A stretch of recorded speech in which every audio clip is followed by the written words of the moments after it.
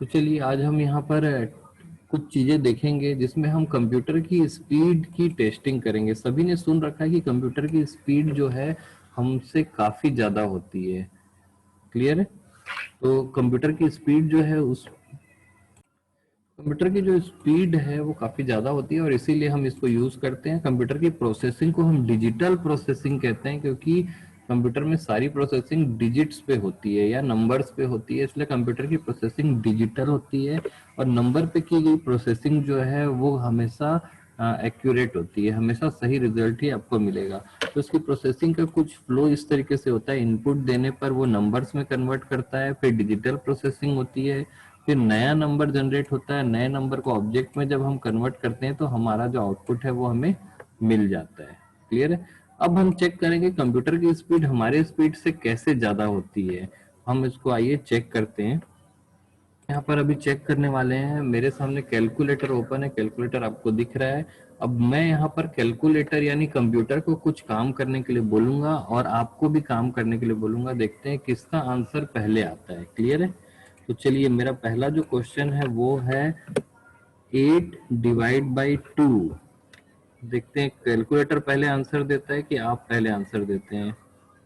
बताइए 8 divide by 2 4। कितना? 4। Okay, देखते हैं 4। कंप्यूटर क्या आंसर दे रहा है, देखते हैं। ठीक है, कंप्यूटर ने भी 4 दिया, लेकिन मुझे लग रहा है कि आप लोगों ने पहले आंसर दे दिया। क्लियर है? तो यहाँ पर तो मुझे लगा नहीं कि कंप्यूटर की स्पीड काफी ज्यादा होती है। अब थोड़ा सा नंबर हम चेंज कर लेते हैं। ठीक है, अब मैं यहाँ पर लिखता हूँ 8.25 और यहाँ पर लिखेंगे हम लोग। अब देखते हैं कि कंप्यूटर पहले आंसर देता है कि आप पहले आंसर देते हो और करेक्ट आंसर कौन देता है। मैं यहाँ पर लिख रहा हूँ 8.2651। अगर आप लोग कंप्यूटर का या कैलकुलेटर का इस्तेमाल नहीं कर रहे हैं तो आप लोग देख पा रहे हैं कि कौन पहले आंसर देगा। अब देख पा रहे हैं कि टाइप करने में समय लगा, जैसे ही मैंने क्लिक किया कंप्यूटर बहुत करेक्ट आंसर मिली सेकेंड्स में दे दिया। और इस चीज को आप बिना कैलकुलेटर के ये आंसर लाइए, 3 से 4 दिन आपको लग जाएगा और गारंटी भी नहीं होगी कि आप उसका करेक्ट आंसर दे पाएंगे। क्लियर है? तो आपको यहाँ पर कंप्यूटर की स्पीड और अपनी स्पीड में अभी अंतर पता चल गया होगा। डिवाइड करना छोटा काम नहीं है। हमको लगता है plus minus divide into, computer ये छोटे छोटे काम कर रहा है तो कोई भी कर लेता है, ये तो हम भी कर लेंगे। लेकिन डिवाइड करना, प्लस करना, मल्टीप्लाई करना छोटा काम नहीं है। अभी आपको यहाँ पर पता चल गया है कि डिवाइड करना बहुत ही मुश्किल है। इसके लिए आप 2 से 3 दिन अपना गवाएंगे, उसके बाद भी एकदम सही रिजल्ट आपको मिलेगा, इसकी गारंटी नहीं है बिना किसी मशीन के। जबकि मुझे यहाँ टाइप करने में थोड़ा सा समय लगा और जैसे ही मैंने कंप्यूटर को इंस्ट्रक्शन दिया वो मिली सेकेंड्स के अंदर मुझे यहाँ पर एकदम करेक्ट आंसर दे दिया। इतना बड़ा आंसर आपको लाने में बहुत समय लगेगा अगर आप इसको डिवाइड करने बैठेंगे तो।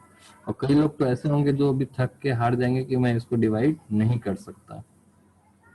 तो यहाँ पर आपको पता चल रहा होगा कि कंप्यूटर ने जो काम 1 सेकेंड में कर दिया, आपको करने के लिए उसको 2 से 3 दिन लगेगा और गारंटी भी नहीं रहेगी कि वो सही है कि नहीं।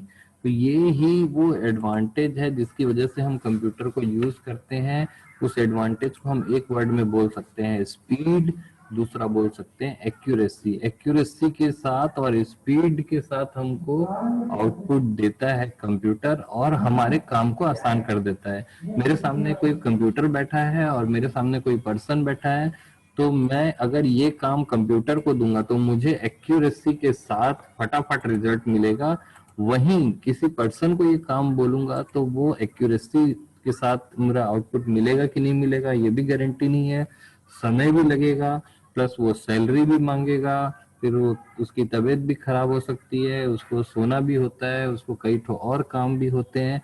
जबकि कंप्यूटर की कभी तबीयत खराब नहीं होगी, वो कोई डिमांड नहीं करेगा और आपका काम जो है वो फटाफट और सही सही करके देता है। यही एडवांटेज है जिसकी वजह से हम कंप्यूटर को यूज करते हैं। क्लियर है? तो हम अपना जो अभी देखे हमने दो चीजों को देखा। डिजिटल वर्ड जो है कंप्यूटर के साथ क्यों जुड़ा है वो हमने देखा। कंप्यूटर में सिर्फ क्या काम होता है, प्लस माइनस डिवाइड इनटू, ये देखा। और कंप्यूटर में जो काम होते हैं वो छोटे नहीं होते हैं, और हमने एक एग्जांपल करके देखा जिससे हमको पता चल गया कि हमारी स्पीड कंप्यूटर से बहुत ही ज्यादा कम है, जितना हमने सोचा भी नहीं था उससे भी ज्यादा कम है। दूसरी चीज हमने ये देखा था कि कंप्यूटर की जो स्पीड है उसी की वजह से हम इसको यूज कर पा रहे हैं। अब जो पहला एग्जांपल हमने देखा था जिसमें हमने फटाफट कैलकुलेट कर दिया था ये वाला, इसको और आंसर आ गया था हमारे पास 4। एक्चुअली हमने इसमें कैलकुलेशन नहीं किया, हमको याद था ये, इसलिए फट से हमारे दिमाग से या मुंह से निकला 4। जबकि दिमाग लगाने की बात कही गई तब आपको यहाँ पर कैलकुलेट करना पड़ा या दिमाग लगाना पड़ा, और हमारा दिमाग अब स्लो हो गया। तो कई लोगों को आप देखते होंगे कि इसका दिमाग बहुत तेज है, फटाफट कैलकुलेशन करता है या इस टाइप का, तो उसमें मेमोरी पावर ज्यादा होती है, बहुत सारी चीजों को वो याद करके रखता है, इसलिए वो फटाफट कैलकुलेट कर पाता है। एक्चुअली दिमाग की जो स्पीड होती है वो बहुत ज्यादा कम होती है मशीन की अपेक्षा। क्लियर?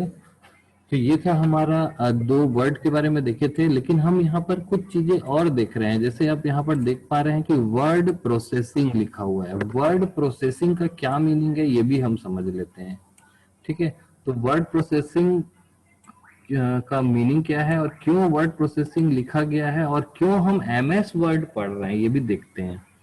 तो यहाँ पर हम देख पा रहे हैं कि वर्ड प्रोसेसिंग लिखा हुआ है। वर्ड हमारा जो सेकेंड यूनिट है ना वो एमएस वर्ड नहीं है बल्कि वर्ड प्रोसेसिंग है। तो वर्ड प्रोसेसिंग क्या होता है वो देखते हैं। सेकेंड यूनिट में हमारा जो टॉपिक लिखा हुआ है उसका नाम है वर्ड प्रोसेसिंग, यानी कि ऐसा कोई चीज जो लिखे हुए वर्ड को प्रोसेस कर लेता है या उसको सर आवाज रुक समझता के आ है। रही है। तो हमारा जो टॉपिक है वो है वर्ड प्रोसेसिंग, यानी कि ऐसा कोई भी चीज जो लिखे हुए वर्ड को समझ सके और प्रोसेस कर सके। तो जैसे मैं यहाँ पर लिख रहा हूँ हेलो, और जैसे ही मैं स्पेस दे रहा हूँ देखिए ये मेरे वर्ड को समझ गया और पहला कैरेक्टर ऑटोमेटिक कैपिटल कर दिया। ठीक है, मैंने लिखा यहाँ पर ही आर ए बॉय, तो ये मेरे लिखे हुए वर्ड्स को समझ गया और यहाँ पर ग्रामर की गलती बताने लग गया मुझे। ठीक है, ये जो वर्ड है आर वो गलत है बोल रहा है ये, तो यहाँ पर मैं इसको करेक्ट कर पा रहा हूँ। यानी कि ऐसा कोई भी चीज जो हमारे लिखे हुए वर्ड को प्रोसेस करे और समझे, उसको सुधारे, उसमें चेंज कर सके, हमें सजेस्ट करे, हमारे काम को आसान करे, वो वर्ड प्रोसेसर कहलाता है। वर्ड प्रोसेसर क्या होता है आपको समझ में आ गया होगा। तो वर्ड प्रोसेसर के लिए हमारे पास बहुत सारे सॉफ्टवेयर हैं, जैसे लिब्रा ऑफिस, आप सुने होंगे कि लिब्रा ऑफिस, स्टार ऑफिस या वर्ड स्टार या एमएस वर्ड। तो हमारे पास बहुत सारे ऑप्शन है कि हम लिब्रा ऑफिस यूज करें या फिर स्टार ऑफिस यूज करें या एमएस ऑफिस यूज करें। स्टार ऑफिस पैकेज, कई सारे ऑप्शंस हमारे पास हैं। ठीक है, और आपके मोबाइल में भी एमएस ऑफिस के लिए कोई मोबाइल का सूट होता है, उसका नाम आपका है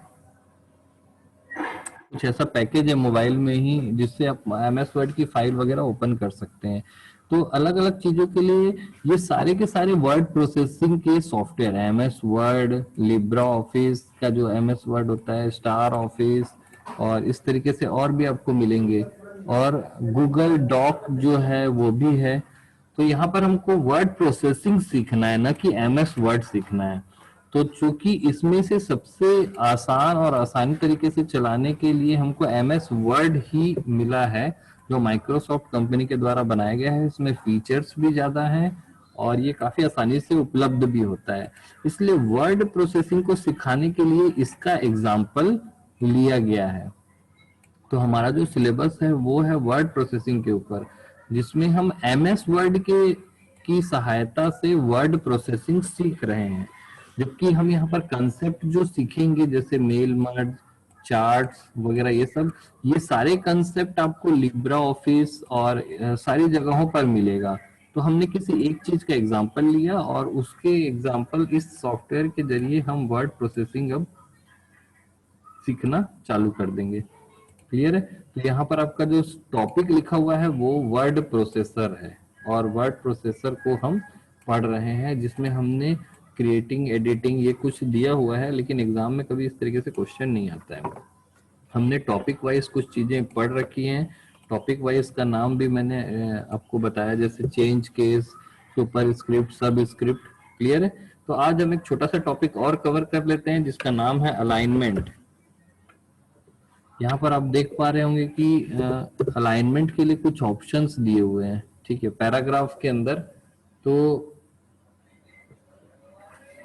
एक टॉपिक आज हम कवर करते हैं, कुछ चीजें हमें रिवाइज करने में निकल गई। आज हम अलाइनमेंट देखेंगे। हमारे पास 4 टाइप के अलाइनमेंट्स होते हैं, एमएस वर्ड में 4 टाइप के अलाइनमेंट्स होते हैं। क्लियर है? तो हम टॉपिक आज देख लेते हैं अपना अलाइनमेंट। ये हमारा टॉपिक है अलाइनमेंट।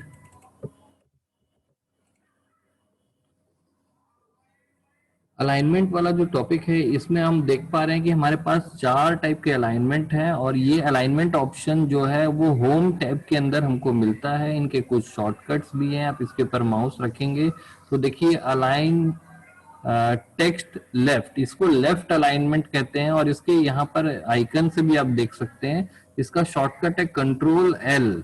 उसके बाद है राइट अलाइनमेंट, यहाँ पर आप देख पा रहे हैं राइट अलाइनमेंट है, इसका है कंट्रोल आर, और एक है सेंटर अलाइनमेंट, इसका है कंट्रोल ई। तो अभी आपने देखा कि मैंने इसको सेंटर में कर दिया, तो मैं क्या कीबोर्ड में कंट्रोल ई दबाया, वो सेंटर हो गया। क्लियर है? और एक अलाइनमेंट होता है जस्टिफाई। क्लियर है? अब इसकी प्रैक्टिस करते हैं। तो प्रैक्टिस करने के लिए हम काफी आसानी से, यहाँ पर एक फॉर्मूला मैंने आपको बताया था कि इक्वल टू, ये फॉर्मूला लिखिए, और काफी सारे पैराग्राफ्स आपको यहाँ पर मिल जाएंगे। ये इस फॉर्मूला के बारे में हम पहले भी डिस्कस कर चुके हैं। अब देखिए बाय डिफॉल्ट ये लेफ्ट अलाइन होते हैं, ये फॉर्मूला जो सर पैराग्राफ है वो लेफ्ट अलाइन होता है बाय डिफॉल्ट। फॉर्मूला लगाया एक, उससे एक रैंडम पैराग्राफ जनरेट हो गए हैं। देखिए बाय डिफॉल्ट ये लेफ्ट अलाइनमेंट होता है पैराग्राफ में। आप लेफ्ट अलाइनमेंट आप देख पा रहे हैं साफ साफ यहाँ पर कि paragraph by default left align होता है, और यहाँ पर देखिए ये हाईलाइटेड है। अब जितने एरिया को आपको अलाइनमेंट करना है उस एरिया को आप सेलेक्ट कर लीजिए, और यहाँ पर आप या तो शॉर्टकट रखिए कंट्रोल आर। ये देखिए राइट अलाइन हो गया, राइट में बराबर हो गया, लेफ्ट में गड़बड़ हो गया। जनरली ये वाला सेटिंग हम नहीं रखते हैं।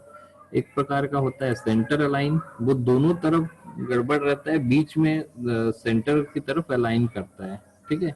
जो बुक वगैरह प्रिंटिंग होती है उसमें जस्टिफाई का यूज किया जाता है, और जस्टिफाई करते ही दोनों साइड एकदम बराबर हो जाता है। देखिए आप देख पा रहे हैं कि जस्टिफाई करने के बाद यहाँ पर ये पेज आपको कैसे दिखाई दे रहा है। अब मैं इस पूरे पेज को सेलेक्ट कर रहा हूं और यहाँ पर हम जस्टिफाई कर दे रहे हैं। देखिए ये जो अलाइनमेंट है वो काफी अच्छी दिख रही है। तो जब कोई बुक वगैरह की पब्लिशिंग की जाती है तो उसमें जस्टिफाई अलाइनमेंट रखा जाता है। तो आज की टॉपिक में हमने छोटा सा टॉपिक देखा जिसका नाम है जस्ट अलाइनमेंट। तो एमएस वर्ड का एक फीचर हमने देखा, एक पॉइंट देखा जिसका नाम था अलाइनमेंट। अलाइनमेंट 4 प्रकार के होते हैं, left align, centre align, right align और जस्टिफाई। और इनके शॉर्टकट कीज भी आप याद रखिए या लिख लीजिए, control L, control plus E, control plus R और कंट्रोल प्लस जे, ये इनके शॉर्टकट्स हैं। इनके अलावा आप इसमें यहाँ पर कुछ चीजें और भी देख सकते हैं, जैसे इनको मैंने सेलेक्ट किया, ये पैराग्राफ जो हिस्सा है ये पैराग्राफ को ही सेट करने के लिए रहता है। यहाँ पर देखिए इन, यहाँ पर मैंने 1.5 है तो मैं इसको 2 ले लेता हूँ। 2 लेते ही इन लाइंस के बीच का गैप दिखा बढ़ जाता है। तो 2 लाइंस के बीच के गैप, इसको बोलते हैं लाइन स्पेसिंग ऑप्शन। क्या बोलते हैं? Line spacing. देखिए आप इसके ऊपर रखेंगे तो ऑप्शन का नाम दिखाता है। तो 2 लाइन के बीच का जो स्पेस है, इनके बीच का जो गैप है उसको एडजस्ट करने के लिए लाइन स्पेसिंग ऑप्शन होता है। क्लियर है? तो इसके बीच के स्पेस को कम कर सकते हैं, बढ़ा सकते हैं और अपने हिसाब से एडजस्ट कर सकते हैं। तो आज हमने फिर से 2 ऑप्शंस पढ़े, लाइन स्पेसिंग और अलाइनमेंट। क्लियर है? लाइन स्पेसिंग और अलाइनमेंट हमने 2 ऑप्शंस आज फिर से पढ़े हैं, और ये होम टैब के अंदर पैराग्राफ वाले ऑप्शन में आपको मिलेगा। कल की क्लास में हम इंडेंटेशन और लिस्टिंग देखेंगे। कल की क्लास में इंडेंटेशन और लिस्टिंग देखना है हमें। क्लियर है? तो इसमें किसी को कोई डाउट है तो आप लोग पूछ सकते हैं।